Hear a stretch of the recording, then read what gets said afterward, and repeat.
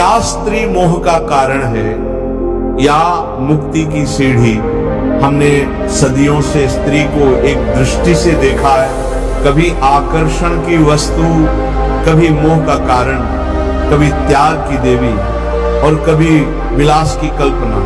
परंतु आत्मा की दृष्टि से देखा जाए तो स्त्री न मोह है न मुक्ति, वो तो दर्पण है जिसमें पुरुष अपने संसार और संस्कारों को देखता है। जिसे तुम प्रेम समझ बैठे हो वह अगर तुम्हारे अहंकार को सहलाता है तो वह मोह है, पर जो तुम्हारे अहंकार को तोड़ता है वही सच्चा प्रेम है। और स्त्री वह सच्चे प्रेम की पहली परीक्षा है। जिस राम ने सीता को छोड़ा वह त्याग नहीं था, वह मर्यादा थी। पर सीता ने क्या किया? उन्होंने मोह नहीं किया, उन्होंने अयोध्या त्याग दी, पर श्री राम को हृदय से नहीं निकाला। सीता केवल एक स्त्री नहीं थी, वह त्याग की आत्मा थी। वह स्त्री के भीतर छिपे आत्मबल का प्रतिरूप थी। बंधुओं, स्त्री मोह की प्रतीक नहीं है। हमने ममता को मोह समझ लिया है। ममता जिसमें त्याग है, सेवा है, मर्यादा है। मोह जिसमें अधिकार है, अपेक्षा है, बंधन है।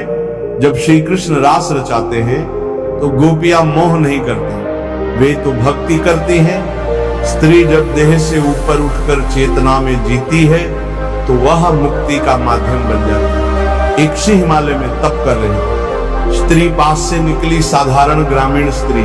ऋषि की आंखें खुली और उनका मन चंचल हो गया। वो बोले माया है ये, मोह है स्त्री।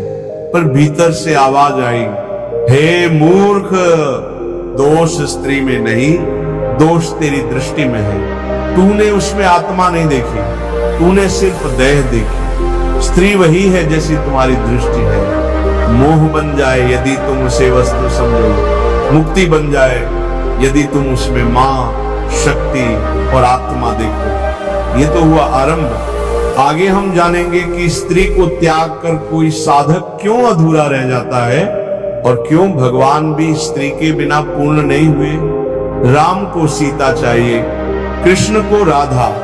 स्त्री के बिना साधना अधूरी क्यों है? जिन्होंने स्त्री को त्याग दिया वे तपस्वी तो बन सकते हैं लेकिन पूर्ण नहीं, और जिन्होंने स्त्री को भोग लिया वे राजा तो बन सकते हैं लेकिन योगी नहीं।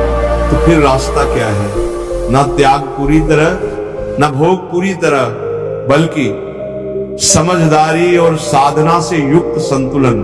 भगवान भी अधूरे थे, राम अकेले नहीं सीता, कृष्ण अकेले नहीं राधा कृष्ण, शिव अकेले नहीं शिव शक्ति। जब ईश्वर भी स्त्री के बिना पूर्णता को प्राप्त नहीं होते तो हम जैसे साधक कैसे सोच सकते हैं कि स्त्री अवरोध है? नहीं बंधुओं, स्त्री बाधा नहीं, परीक्षा है। वह मार्ग नहीं रोकती, वह मार्ग दिखाती है। स्त्री को देखकर मन क्यों डगमगाता है? क्योंकि मन अभी भी वासना में है, उसने अभी तक प्रेम को नहीं पहचाना। जिस दिन स्त्री को तुम मां, बहन, शक्ति, भक्ति के रूप में देखने लगोगे, उसी दिन स्त्री तुम्हारे लिए मुक्ति का साधन बन जाएगी। एक और प्रसंग, यशोदा और कृष्ण।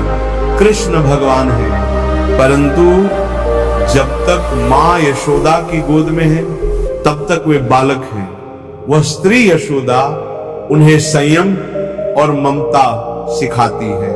मां ने बांध दिया उस ईश्वर को जिसने त्रिलोकी को बांधा हुआ है। स्त्री अगर मोह है तो कौन ईश्वर बंधना चाहता है उसमें? वह तो भक्ति है जो बंधन को भी प्रेम बना देती है। क्षत्रिय की 3 भूमिकाएं एक साधक के लिए। 1, प्रेरणा। जब स्त्री सती की तरह त्याग करती है, साधक को तप की प्रेरणा देती है। 2, दर्पण।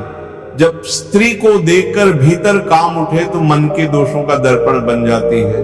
3, संगिनी। जब वह लक्ष्मी की तरह साथ देती है तो जीवन की नाव पार लगती है। स्त्री एक ही है, पर कभी मोह का कारण बनती है और कभी मोक्ष की राह। फर्क उस स्त्री में नहीं, फर्क उस भाव में है जिससे हम उसे देखते हैं। मोह में डूबी स्त्री, जब स्त्री की चेतना स्वयं के रूप, अधिकार और अपेक्षाओं में उलझी होती है तो वह स्वयं भी बंधन बन जाती है और दूसरों को भी बांध देती है। ऐसी स्त्री को क्या चाहिए? सजावट, प्रशंसा, नियंत्रण, स्वामित्व और एक भ्रम कि प्रेम में अधिकार होता है। ऐसी स्त्री प्रेम नहीं करती, वो केवल पाना चाहती है। जैरित मुक्ति में स्थित स्त्री, पर वही स्त्री जब त्याग, सेवा और भक्ति में उतरती है तो वो देवी बन जाती है। मीराबाई राजमहल की रानी थी, पर जब कृष्ण को चाहा तो राजपाट, रिश्ते, मोह सब छोड़ दिया। मीरा मोह नहीं थी, वो कृष्ण की साधना थी जिसने प्रेम किया पर अधिकार नहीं जताया। अनुसुईया जिसने तीनों देवताओं को बालक बना दिया पर कभी अभिमान नहीं किया। गार्गी जिसने याज्ञवल्क्य जैसे ऋषियों से प्रश्न किए पर कभी अहंकार नहीं पाला। मुक्ति में स्थित स्त्री वही होती है जो पुरुष की परीक्षा नहीं लेती बल्कि उसे परमात्मा की ओर मोड़ देती है। स्त्री का एक और रूप प्रकृति, प्रकृति भी स्त्री है।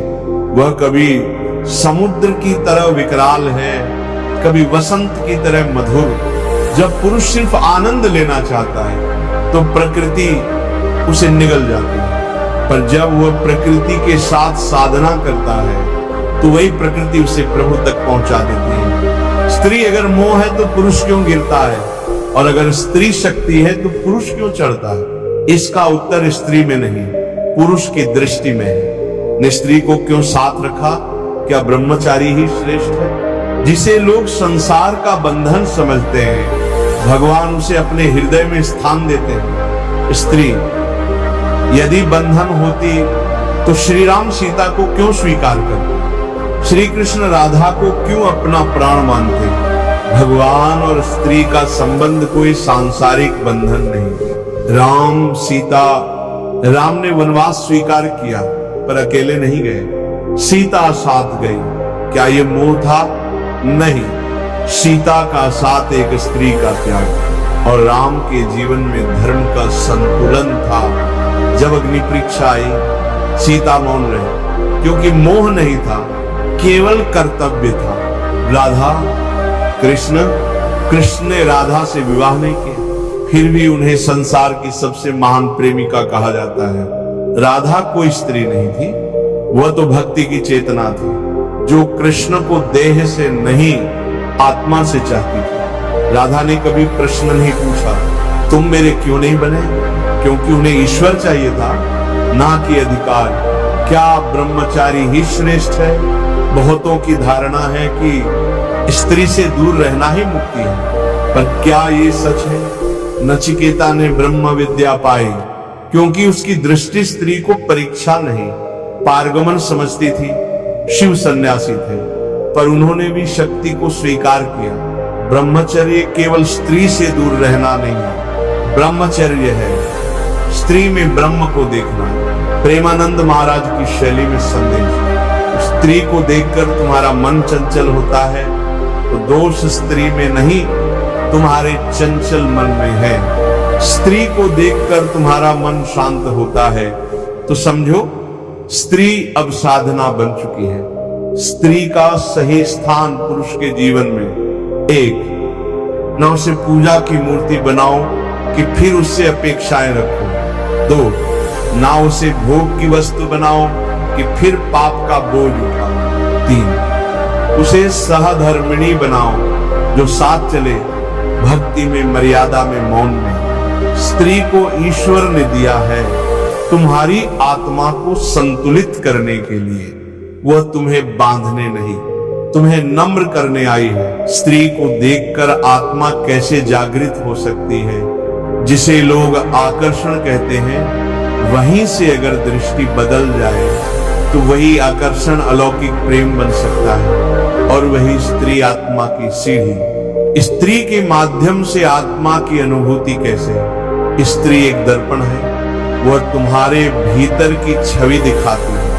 यदि तुम्हारे भीतर वासना है तो स्त्री वासना लगती है, यदि भीतर भक्ति है तो वही स्त्री राधा दिखती है। यदि भीतर त्याग है तो वह सीता बन जाती है। स्त्री तुम्हारी परीक्षा नहीं है, वह तुम्हारे भीतर छिपे भावों की परख है। 3 दृष्टियां, 3 अनुभव। 1 देह की दृष्टि से स्त्री मोह, पुरुष उसे पाना चाहता है। 2 बुद्धि की दृष्टि से स्त्री संवाद, पुरुष उससे सीखता है। 3 आत्मा की दृष्टि से स्त्री मुक्ति, पुरुष उसे ईश्वर की लीला समझकर प्रणाम करता है। जहां देह दिखती है वहां आकर्षण होता है, जहां आत्मा दिखती है वहां वंदना होती है। प्रेम में भक्ति कैसे जागती है? देखिए, जब प्रेम अपेक्षा छोड़ देता है तब वो भक्ति बन जाता है। मीरा ने भी प्रेम किया, पर कभी कृष्ण से शादी नहीं मांगी, कभी पूछा नहीं तुम मेरे क्यों नहीं बने। वह प्रेम नहीं मांग रहे थे, वह प्रेम को जी रहे थे। जब प्रेम निष्कलंक हो जाता है तो वही मुक्ति बन जाता है। विवाह, भक्ति और त्याग क्या विरोधाभासी है? नहीं बंधुओं, ये तीनों विरोध नहीं है यदि समझदारी से जिए जाएं। विवाह जब 2 आत्माएं एक साथ प्रभु को चाहती है, भक्ति जब स्त्री या पुरुष एक दूसरे को ईश्वर का अंश मानकर पूजते हैं, त्याग जब अपेक्षा और अधिकार दोनों छोड़ दिए जाते हैं। सच्चा पति वह है जो पत्नी में प्रेम नहीं प्रभु देखे, और सच्ची स्त्री वह है जो पति में संसार नहीं साधना देखे। निष्कर्ष, वह देवी थी और तुमने उसे केवल स्त्री समझ लिया। वह तुम्हारे जीवन में आई थी तुम्हें ईश्वर तक पहुंचाने, पर तुमने उसे केवल शरीर समझा। वह देवी थी पर तुमने उसे मोह समझ लिया। स्त्री और पुरुष का आध्यात्मिक संबंध, स्त्री और पुरुष एक दूसरे के पूरक है, न कि स्वामी या सेवक। पुरुष शक्ति का संचय है, स्त्री शक्ति की अभिव्यक्ति है। शिव अगर स्तब्ध हैं तो शक्ति संचालित है, शिव बैठते हैं शक्ति नृत्य करती है। दोनों साथ हो तो संसार संतुलित चलता है। यही ब्रह्म और प्रकृति का सनातन संबंध है। क्या बिना स्त्री के मुक्ति संभव है? संभव तो है, पर अधूरा है। जैसे बिना दीपक के घी जल नहीं सकता, वैसे ही बिना स्त्री के पुरुष परिपक्व नहीं हो सकता।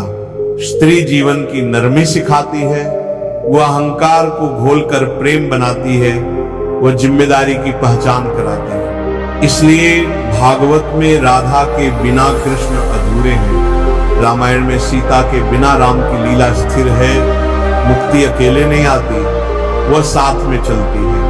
जब तुम स्त्री को भी उसी परमात्मा का अंश समझो।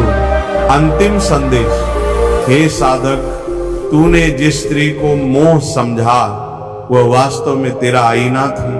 वह तुझे तेरा ही अधूरापन दिखाने आई थी।